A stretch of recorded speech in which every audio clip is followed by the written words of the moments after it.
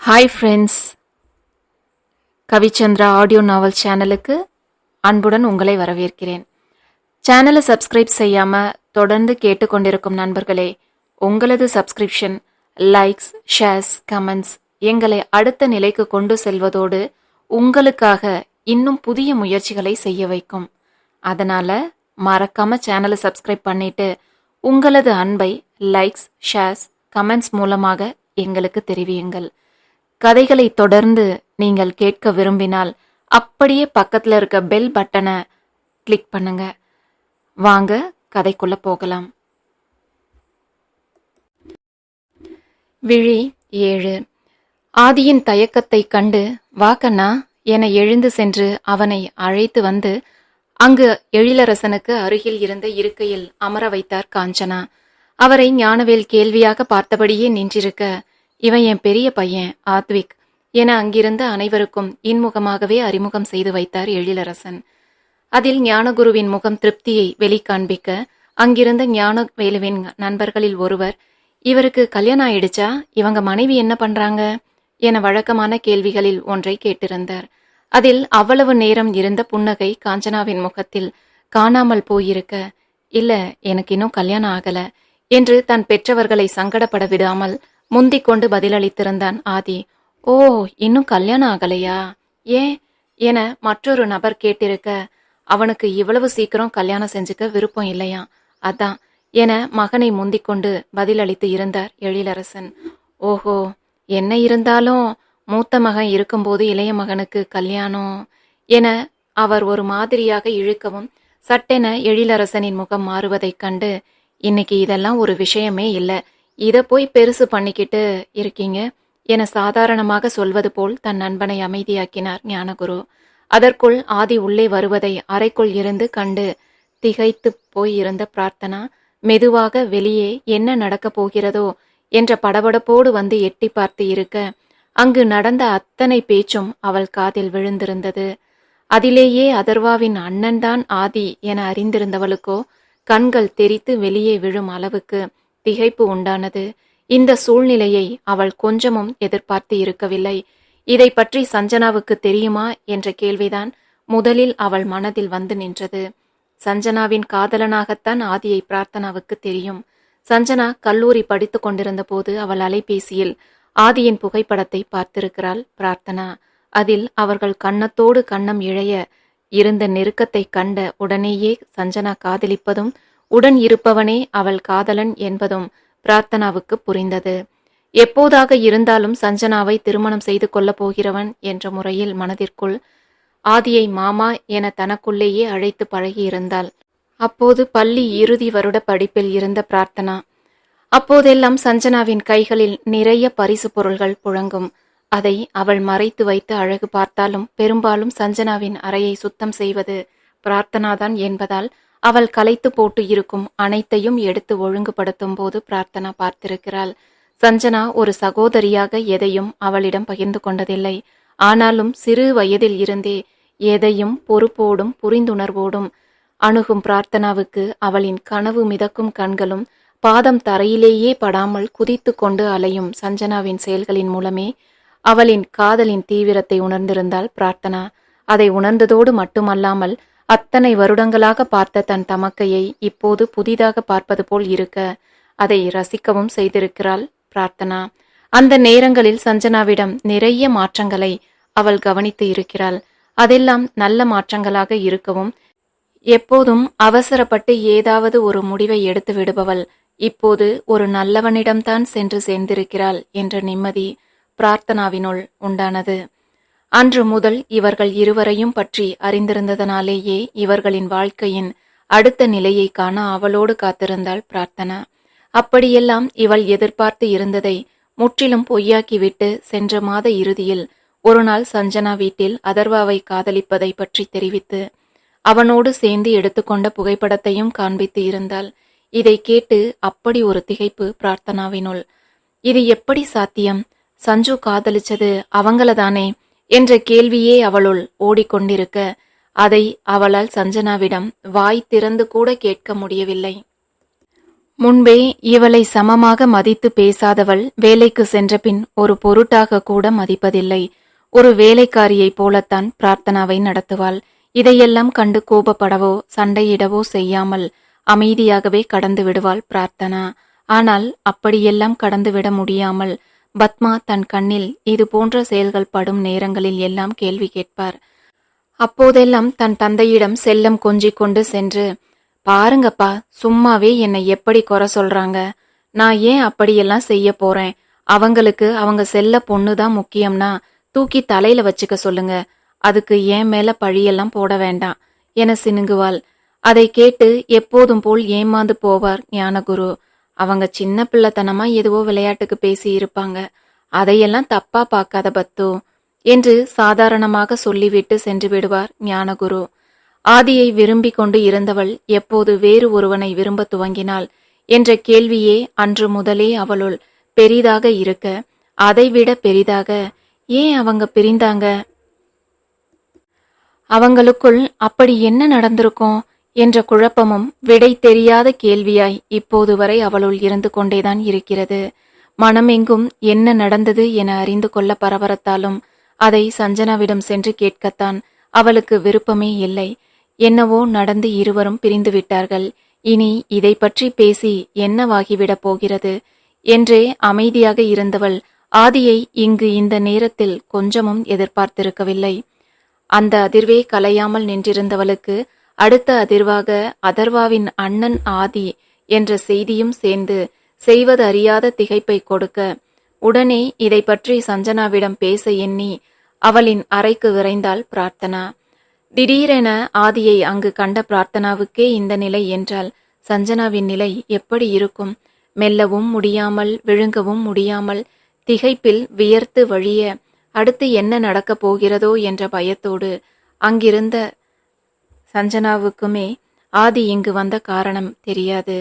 அதை எழுந்து சென்று அறிந்து கொள்ள முடியாத நிலையில் ஞானகுருவின் நண்பர்களின் மனைவிகள் அங்கு அமர்ந்து பேசிக் கொண்டிருந்தனர். அதர்வா வீட்டினர் வந்தவுடன் அவர்களை வரவேற்றுவிட்டு உள்ளே வந்த பத்மா இவர்கள் அழைத்து வரும்போது உடன் வர சொல்லி கட்டளை குரலில் கூறிவிட்டு சென்று இருக்க, அவர்களை கடந்து சென்று எப்படி வெளியில் நடப்பதை அறிவது என்ற தவிப்பில் அங்கு அசைவற்று அமர்ந்திருந்தாள் சஞ்சனா. அதே நேரம் இதை பற்றி எப்படியாவது சஞ்சனாவுக்கு தெரியப்படுத்தி விட வேண்டும் என்ற எண்ணத்தோடு பிரார்த்தனா உள்ளே வரவும் அவளின் பின்னேயே பத்மா உள்ளே வரவும் சரியாக இருந்தது. இதில் பிரார்த்தனாவுக்கு சஞ்சனாவிடம் தனியே பேசும் சந்தர்ப்பம் கிடைக்காமலே போனது. வேறு வழி தெரியாமல் சஞ்சனாவை அழைத்து கொண்டு கிளம்பியவர்களோடு பிரார்த்தனாவும் இணைந்து வெளியில் வந்தாள். சஞ்சனாவின் இதயம் மத்தளம் இசைப்பது அவளுக்கே கேட்டது. அந்த அளவு பயமும் நடுக்கமுமாக வெளியில் வந்தவளின் பார்வை மறந்தும் நிமிர்ந்து எதிரில் இருப்பவர்களை பார்க்கவே இல்லை.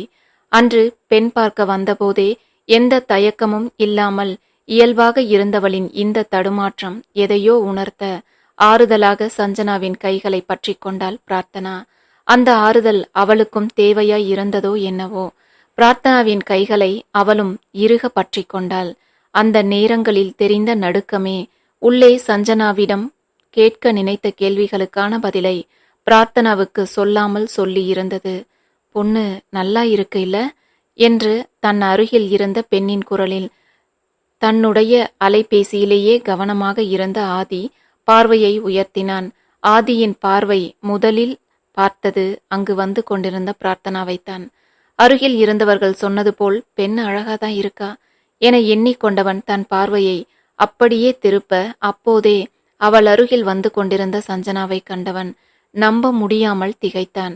அதை திகைப்பு என்று சொல்வதை விட இன்பமாக அதிர்ந்தான் என்றே சொல்லலாம். இத்தனை உரிமையோடு மணப்பெண்ணின் அவன் மனதில் மணப்பெண்ணாக நினைத்திருந்த பிரார்த்தனாவின் கையை பிடித்து கொண்டு சஞ்சனா வந்து கொண்டிருந்ததை கண்டவனின் மனதில் அவள் பேச்சின் மூலம் அறிந்திருந்த சஞ்சனாவின் சகோதரி இவள்தானோ என்று தோன்றியது. இவர்கள் இருவரும் விரும்புவதைப் போல அவர்கள் இருவரும் விரும்புகிறார்களோ என்று தோன்றவும், இப்படி ஒரு சூழ்நிலையை கொஞ்சமும் எதிர்பார்த்திராதவன் நம்ப முடியாத ஆச்சரியத்தோடு முகமும் அகமும் மலர வருபவர்களையே பார்த்து கொண்டிருந்தான் ஆதி. அடுத்து என்ன நடக்குமோ என்ற பதட்டத்தோடு யாரையும் நிமிர்ந்து பார்க்க கூட தைரியம் இல்லாமல் சஞ்சனா பார்வையை தரையில் பதித்தவாறே வந்து கொண்டிருக்க, பிரார்த்தனாதான் படபடப்பும் திகைப்புமாக அவ்வப்போது நிமிர்ந்து ஆதியின் முகத்தையே பார்த்தபடி வந்து கொண்டிருந்தாள். அதில் அவன் முகத்தில் திடீரென வந்து போன மலர்ச்சியைக் கண்டு பிரார்த்தனாவுமே குழம்பித்தான் போனாள். அப்போ அவங்களுக்கும் சஞ்சுதான் கல்யாண பொண்ணுன்னு முதலிலேயே தெரியுமா? ஆனா சஞ்சு முகத்தை பார்த்தா அப்படி தெரியலையே என கேள்வியையும் அவளே கேட்டு பதிலையும் அவளே சொல்லி குழம்பிக் கொண்டிருந்தாள் பிரார்த்தனா. ஒருவேளை தேவையில்லாம நாம தான் பயந்து குழம்பிட்டு இருக்கோமோ? இவங்க 2 பேரும் பேசி தெளிவா முடிவெடுத்து தான் பிரிஞ்சிருக்காங்களோ என மீண்டும் தனக்குள்ளேயே பிரார்த்தனா குழம்பிக் கொண்டிருந்த வேளையில்தான் பத்மா, பெரியவங்க கிட்ட ஆசீர்வாதம் வாங்கிக்கோ சஞ்சுமா என்றார். அதில் அங்கிருந்தவர்களை பார்த்து பொதுவாக வணங்கிய சஞ்சனா சபையில் இருந்தவர்களுக்கு பொதுவாக விழுந்து வணங்கினாள். பத்மா சொன்னதை கேட்டு குழம்பிய ஆதியின் பார்வை அடுத்து அவள் செய்கையில் மேலும் சுருங்க, நீயும் ஆசீர்வாதம் வாங்கிக்கோ அவி என அதே நேரம் காஞ்சனா குரல் கொடுத்து இருக்க, ஆதியின் அருகில் அமர்ந்திருந்த அதர்வாவும் எழுந்து சென்று சஞ்சனா செய்தது போலவே அனைவருக்கும் பொதுவாக வணங்கி ஆசி பெற்றான். இதிலேயே நடப்பது என்னவென புரிய லேசான திடுக்கிடலோடு ஆதி பார்த்து கொண்டிருக்க, 2 மோதிரங்கள் அடங்கிய சிறிய தட்டை கொண்டு வந்த அவர்களின் முன் நீட்டினாள் அபர்ணா. இதில் அவியின் அருகில் நின்றிருந்த சஞ்சனா கொஞ்சமும் குறையாத பதட்டத்தோடு ஆதியை தயக்கத்தோடு நிமிர்ந்து பார்க்கவும், அன்று பெண் பார்க்க வந்தபோது இருந்த மகிழ்ச்சியும் உற்சாகமும் அவர்கள் வாழ்வின் அடுத்த கட்டத்தை நோக்கி அடியெடுத்து வைக்கப் போகும் முக்கியமான நாளான இன்று அவள் முகத்தில் இல்லாமல் இருப்பதைக் கண்டு யோசனையான அதர்வா, என்னாச்சு சஞ்சு, உடம்புக்கு எதுவும் முடியலையா என இயல்பாக கேட்டபடி தன் கர்ச்சீப்பை எடுத்து சஞ்சனாவின் நெற்றியில் பூத்திருந்த வியர்வையை ஒற்றி எடுக்க துவங்கினான். இந்த காலத்துல காதல் கல்யாணம் செய்யறதும் எவ்வளவு வசதியா இருக்கு பாரு. நாம எல்லாம் அந்த காலத்துல கல்யாணம் முடிச்சு புருஷ முகத்தை பார்க்கவே 3 நாள் ஆகும் என வந்திருந்த உறவினர் பெண்களில் ஒருத்தி கலுக்கென சிரித்தபடியே கூறவும், அதுவரை நடப்பதைக் கண்டும் நிஜமென நம்ப முடியாத ஒரு அதிர்வில் அமர்ந்திருந்த ஆதி சட்டென எழுந்து நின்று விட்டிருந்தான். ஆதி அப்படி எழுந்து நிற்பதைக் கண்ட நொடி சஞ்சுவின் பதட்டம் மேலும் அதிகமாக தன் அருகில் இருந்த அதர்வாவின் கைகளை இறுக பற்றி கொண்டவள் பய பார்வையோடு ஆதியை நிமிர்ந்து பார்க்க, அவனும் அவளையே தான் உறுத்து விழித்து கொண்டிருந்தான்.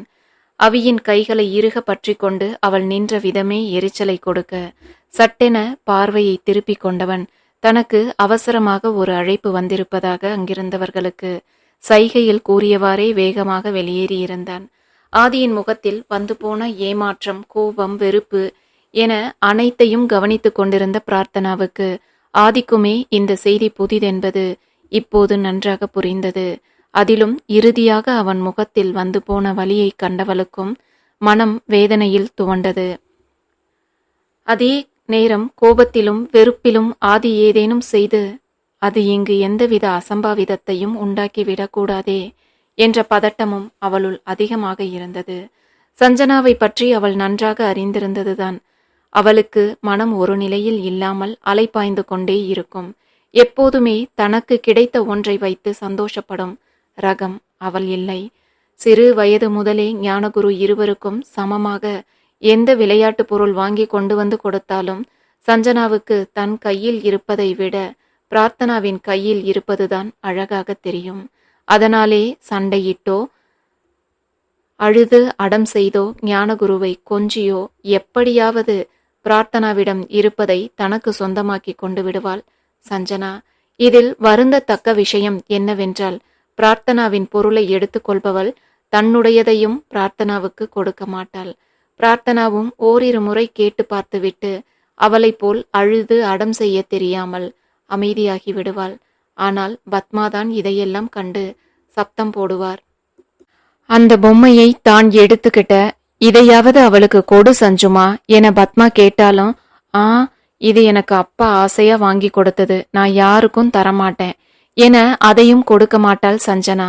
ஏனோ இப்போது அவளை அறியாமல் இந்த நிகழ்வுதான் பிரார்த்தனாவின் மனதில் வந்து போனது.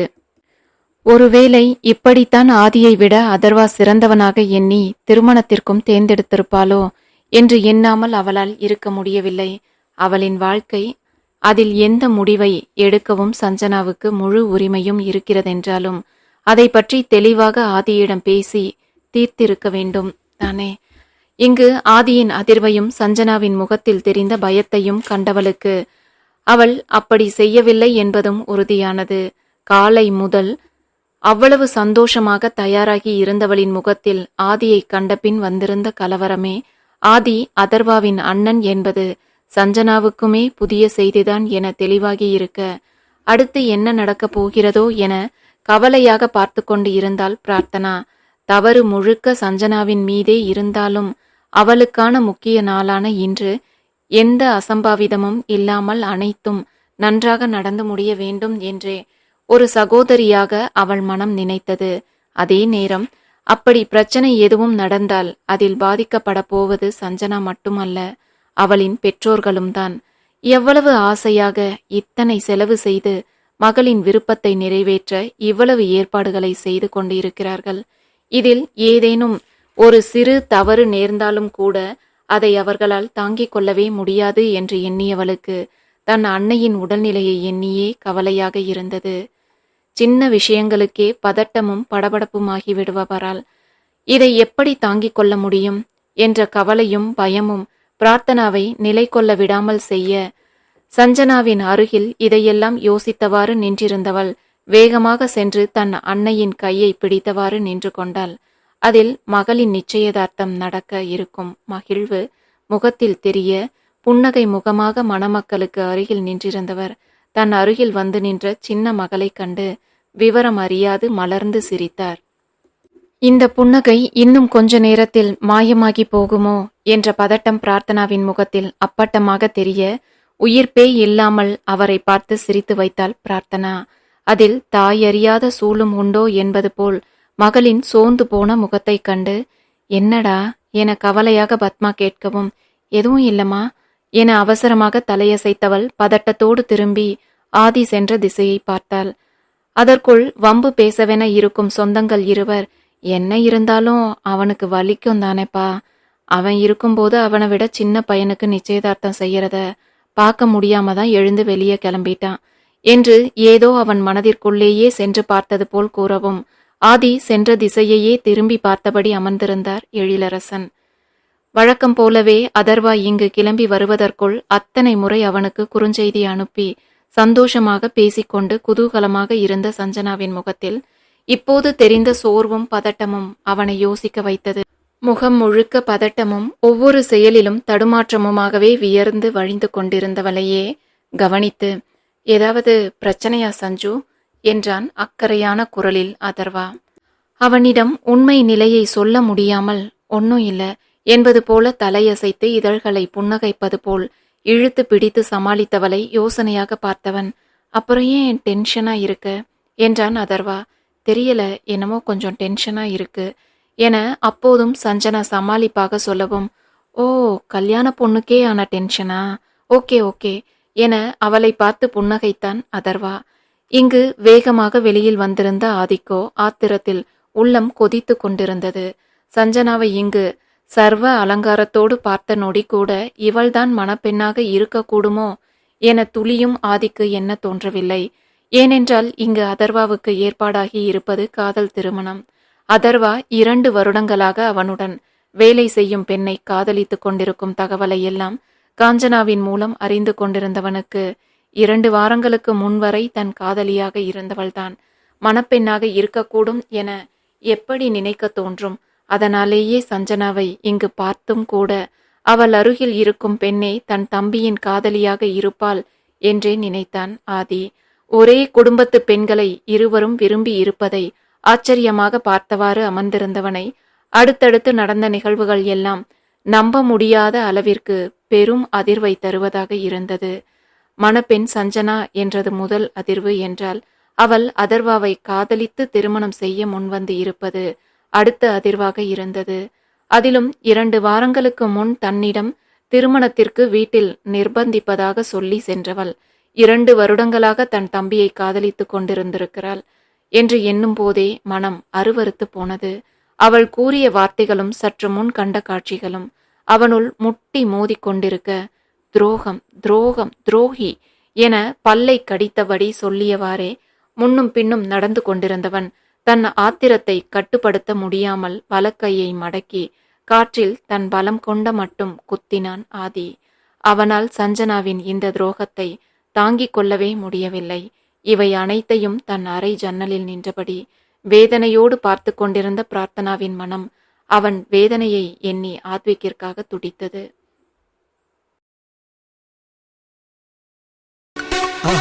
மறக்காம சர்ப்ரைஸ் பண்ணுங்க. தேங்க்யூ.